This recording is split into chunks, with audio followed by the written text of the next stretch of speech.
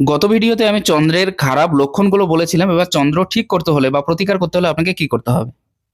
প্রথম যে ব্যাপারটা, শিবকে সন্তুষ্ট করা বা শিবব্রত পালন করা বা সোমবার শিবের নামে উপোস করা, এটা খুব ভালো হয়। এটা সনাতনীদের জন্য সবথেকে ভালো পন্থা হলো এটা।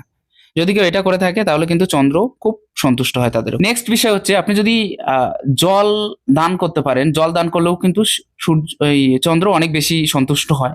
সাদা বস্তু দান করলেও কিন্তু অনেক বেশি সন্তুষ্ট হয়। চিনি, দই, মিষ্টি দই এসব দান করলেও কিন্তু সূর্য অনেক বেশি সন্তুষ্ট হয়।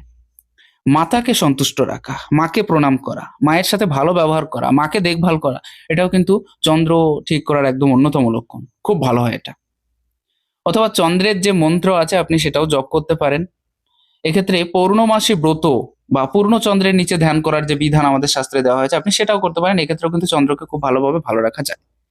আর যদি আমি স্টোনের দিকে যেয়ে থাকি তাহলে কিন্তু আপনি মুক্তা এবং ক্ষিরিকা মূল আপনি ধারণ করতে পারেন। চন্দ্রের জন্য শুভ ধাতু হচ্ছে রূপা। তো এটাও আপনি ধারণ করতে পারেন। নমস্কার।